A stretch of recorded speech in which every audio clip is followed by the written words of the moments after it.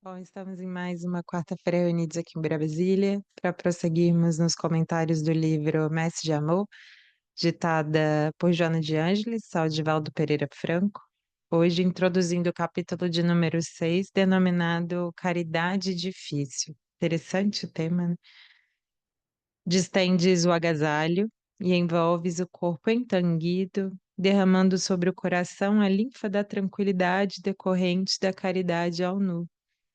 Ofereces o pão generoso e a água fria, e experimentas o júbilo interior que nasce na fonte sublime da caridade ao esfaimado e ao sedento.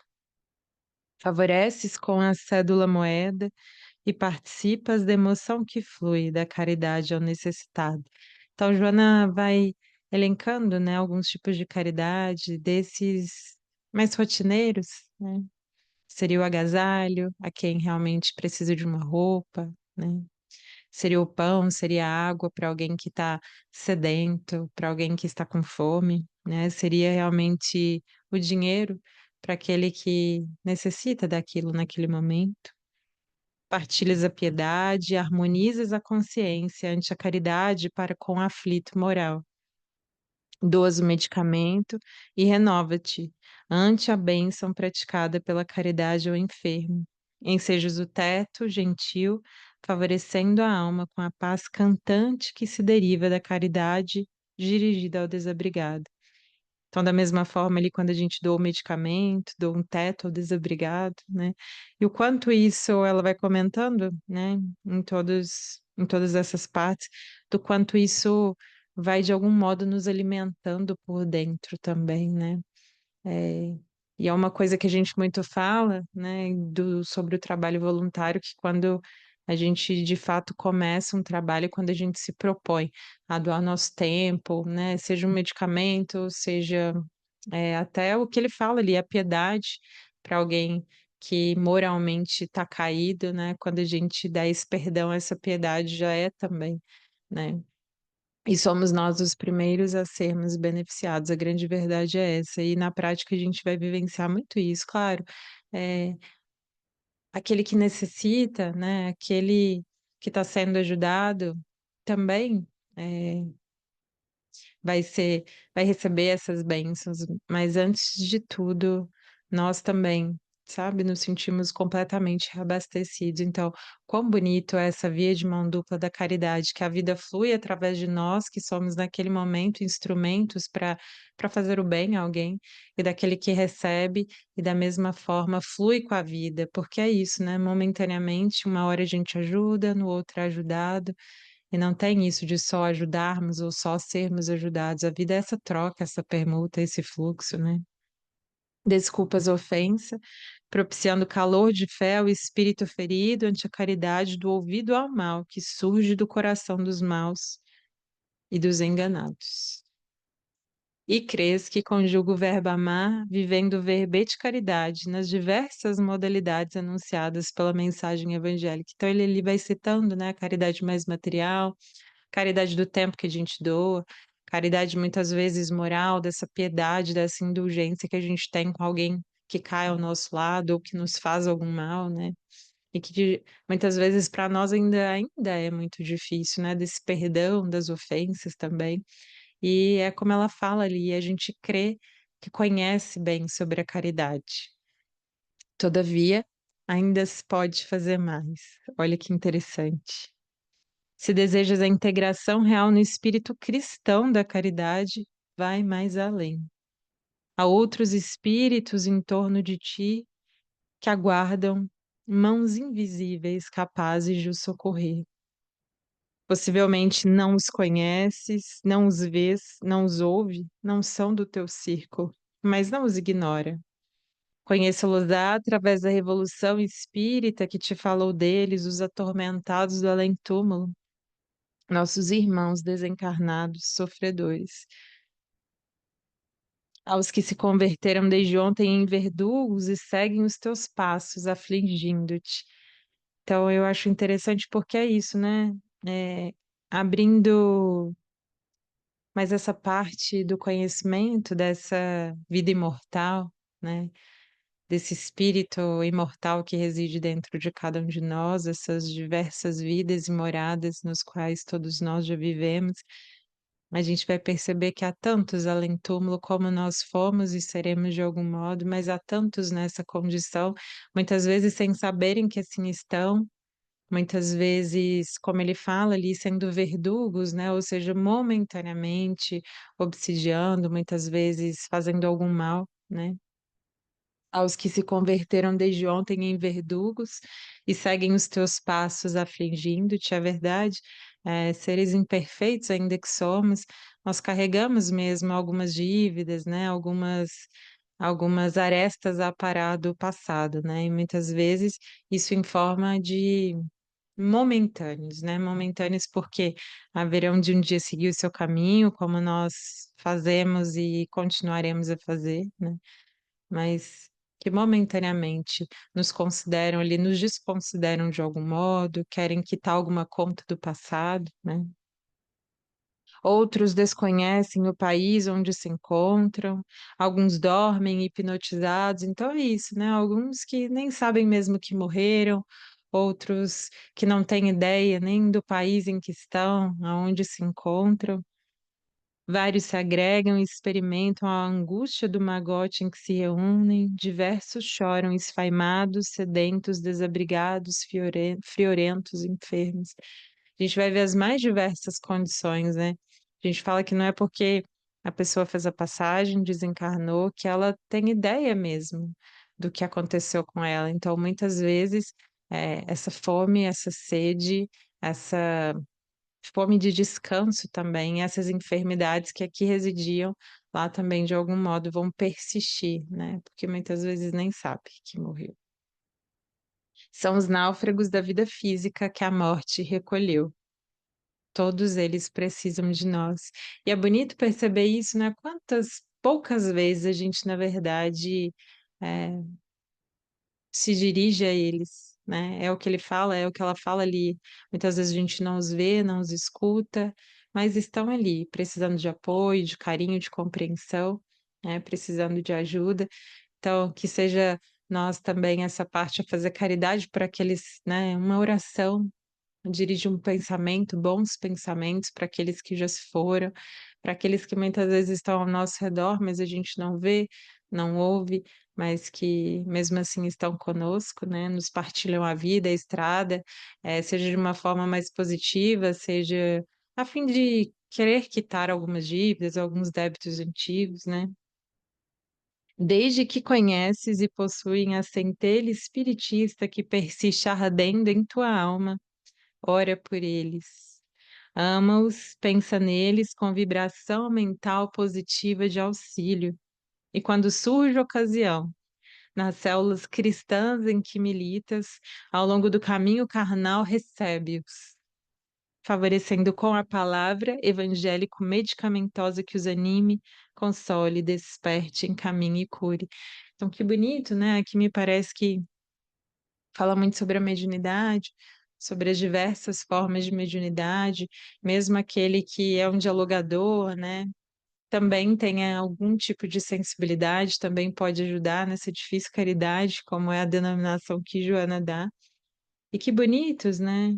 Se surgir oportunidade, recebe-os, favorecendo com a palavra evangélico medicamentosa que os anime, console, desperte, para que possam encaminhar, curar, né? Como essa bonita passagem entre dois planos, entre dois mundos, e que sejamos nós, momentaneamente, na nossa tarefa pequenina, tais quais guardiões desse portal, né? Como encaminhadores de um caminho para outro, né?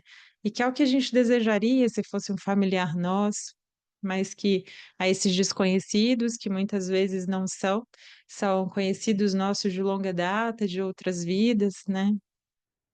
De outras ocorrências, mas que a gente possa lhes dar, né? Esse espaço. Então, como diz Joana, recebe-os e que bonito. Oferece as tuas antenas psíquicas e deixa-os incorporar pela mediunidade que portas, a fim de que sejam aquinhoados pela caridade do teu esforço.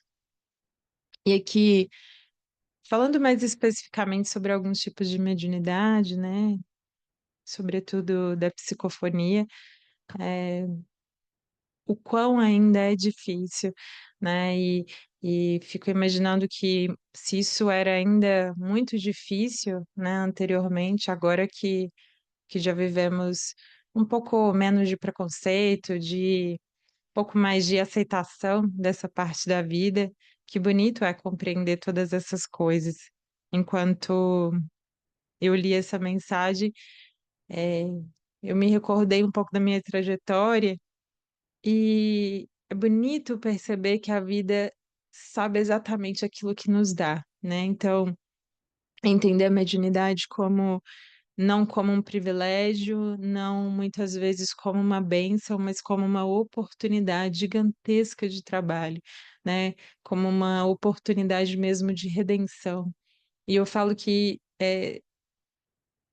é mesmo um contato maior com um outro tipo de vida e que de algum modo é como se a gente precisasse disso. Analisando um pouco da minha história, eu fico pensando que para chegar onde eu cheguei, muitas vezes eu necessitei passar por algumas experiências, e muitas delas de um contato mais direto com algo invisível e superior a mim, para que então talvez eu pudesse acreditar mais, dar maior credibilidade, né, para que de fato eu talvez não fugisse mais desse chamado, né. Então, para ver como muitas vezes nós realmente precisamos, né, dessas ferramentas, e que bonita oportunidade de contribuir, né. Quem trabalha em reuniões mediúnicas, a gente vê que há sofrimentos mesmo, como ela vai falar ali ao longo da mensagem, nem tudo são flores, muitas vezes a gente sente muito e sente dores e, né, não é um caminho tão fácil, mas ele é tão compensador, é tão transformador, né. Eh Quando a gente aceita quem a gente é, quando a gente se aceita por completo com as nossas sensibilidades, também com as nossas imperfeições, mas, sobretudo olhando mesmo para dentro da nossa alma, entendendo os nossos potenciais, que são únicos mesmo, a gente percebe quais são as searas nas quais a gente tem que contribuir, né. E como ela disse, há tantas caridades muitas vezes um pouco mais difíceis, que é um perdão, que é uma indulgência, mas há outras tantas também, como, receber maiores influências desse meio invisível, mas que está aí para todos, mas é como ter portas um pouco mais abertas. E ao mesmo tempo que isso é bom, porque nos chegam também energias muito boas, há outras tantas energias muito desafiadoras, mas nem por isso menos preciosas, né, entender que o contato com essas dores, e é bonito também perceber isso, nos transforma e nos humaniza, porque não são só as nossas dores, é sentir dores de tantos outros que sofrem e sofrem muito, né. Que a gente vai se humanizando, vai mudando, vai tomando consciência de que isso que a gente vivencia, eh faz parte do processo, mas que é tanto mais, é uma vida muito mais verdadeira, né, de valores imortais, atemporais, de que muito superiores a essas experiências ilusórias, muitas vezes, transitórias, nas quais a gente vive, né. Então, há sempre aprendizados e lições bonitas a serem feitas nesse processo. Então, ela continua: "Sofrê-los-á quanto te dedicares, quando te dedicares a socorrê-los", é verdade. Há um sofrimento, há dores físicas, há dores, né, mentais, há sofrimento, é verdade. Participará intimamente das suas agonias e aflições, nem sempre se desprenderão de ti imediatamente. Então é verdade, né. Mesmo muitas vezes passado uma comunicação, de algum modo permanecem ali conosco aquelas energias, alguns miasmas, mas nem por isso, e é bonito perceber isso, é um amparo divino tão grande, né, que nos auxilia, mesmo nesses momentos que a gente julga mais dolorosos, há um propósito, há um porquê. De algum modo a gente também se transforma, não só com as nossas dores, mas com as dores alheias também. Demorar-se-ão alguns ao teu lado aguardando, e o sentirás.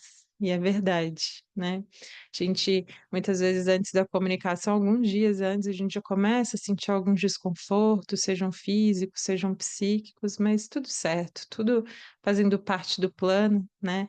Seja de um propósito maior para eles, mas também para nós, né, de suportar, de resignação, de resiliência, de também nos redimir, porque somos mesmo seres endividados, né? E os médiums não estão fora disso, pelo contrário. Sofrerás conflitos íntimos e silenciosos sob a ação deles. Não os temas, porém, não te rebeles, entrega-os ao médium divino, considerando que eles necessitam de quem os ame na terra e da terra os ajude. Olha que bela, né? É como se fosse assim, daria para fazer de outra forma? Com certeza, né? Mas aí a gente vai começar a perceber, inclusive, que as nossas comunicações também dizem respeito a problemas nos quais a gente passa, enigmas que ocorrem dentro também de nós. Então a gente vai perceber que sempre há algum aprendizado, e essa é a beleza da vida. Né, perceber que mesmo uma comunicação que para a gente não tem muita lógica, não tem tanto sentido naquele momento, depois vai ter, né? Então é aprendizado para os dois lados, encarnados e desencarnados, e que bela é essa lição da vida, né? Eu comento que para mim foi um marco muito grande na minha vida quando, né, comecei a educar, comecei a estudar com profundidade, com seriedade, a viver uma vida diferente a partir de entender essa minha sensibilidade, e quão é bonito perceber qual é a realidade da vida indo, né, trabalhando em uma reunião dessas, né, vendo o que que é, o que que de fato importa, o que que de fato são problemas, né, o que que de fato vai passar, o que que de fato fica. Então, são bonitos aprendizados que a gente tem se a gente tiver esses olhos de ver, né? Porque muitas vezes a gente trabalha décadas e décadas em alguma dessas reuniões e pouco se transforma moralmente, né? Mas entender é uma bonita oportunidade da vida de redenção e, sobretudo, de mudança moral, né? É vivenciando, conhecendo as histórias, os dramas de cada um, que a gente vai entender o que fazer, o que não fazer, o que não repetir, porque muitas vezes as histórias deles se coincidem com as nossas, né? Então, aprendizados profundos, bonitos, sinceros, né? De uma espiritualidade que de fato prepara todas as coisas, né? E que a propósito para cada uma das comunicações. Então, que belo é isso também. Medita quanta alegria que experimentarias se no lugar deles encontrassem alguém que favorecesse o vaso fisiopsíquico para a tua libertação. E faz então o que gostaria que fizessem por ti, exercitando-te exercitando-te desde hoje na prática dessa difícil caridade e algo ignorado, que os olhos do mundo não veem, nem a gratidão dos amigos recompensa com o suborno do reconhecimento precipitado ou da bajulação dispensável. A certeza de que Jesus, que nos ama desde há milênios até hoje, não se cansa de alongar sua inefável misericórdia e seu amor até o abismo de inferioridade em que nos detemos. Então, muitas vezes a gente julga, né, que são espíritos mais atrasados, sem perceber que, de algum modo, nós também o somos, né? E que belo é isso, quando ele fala, né? Ela fala, na prática dessa difícil caridade, algo ignorada, porque é isso, os olhos do mundo não vão ver, né? Em geral, a gente passa décadas e décadas numa reunião dessa, dando e recebendo muitas comunicações. é, o mundo não vê, não percebe, nunca vai reconhecer, mas é como ele diz ali, né? De algum modo, Jesus vê, Jesus entende, né? E a gente faz aquilo que a gente gostaria que fizessem também por nós, fizessem por um irmão, fizessem por um pai, um parente, uma mãe nossa que estivesse nessa mesma situação, né? Então, que bela lição. É uma caridade difícil, mas tão recompensadora, tão modificadora de vidas. E muito provavelmente não fosse a minha mediunidade muitas vezes aflorada, desregulada ali, desde os meus tempos de antes da adolescência, muitas vezes eu não estaria onde eu estou, fazendo o que eu faço, trilhando os caminhos que trilho, que mesmo imperfeitos e mesmo no início, já são muito, já são algo grandioso para essa minha alma imortal, sabe? Então, aconselho, né? Aconselho essa caridade difícil, a faço, muitas vezes não é fácil mesmo, mas que nós possamos suportar, né, possamos nos redimir, porque nós não viemos a este plano com as habilidades, com os talentos que temos, para não colocar a serviço do bem comum, não é? Então, como ele falou, se nascemos com isso, com alguma sensibilidade, seja para psicofonia, outros tipos de mediunidade, seja só para ser um dialogador, porque não é só, é um trabalho maravilhoso, é incrível, né? Quase um trabalho de psicólogo mesmo. Então, há sempre algo a contribuir, há sempre né, algo a ser feito, e que possamos nós encontrar ali a nossa missãozinha, o nosso lugar e seguir com constância e com perseverança. Bom, gente, acho que esse é o meu recado de hoje. Fiquem com Deus e até quarta que vem. Até logo.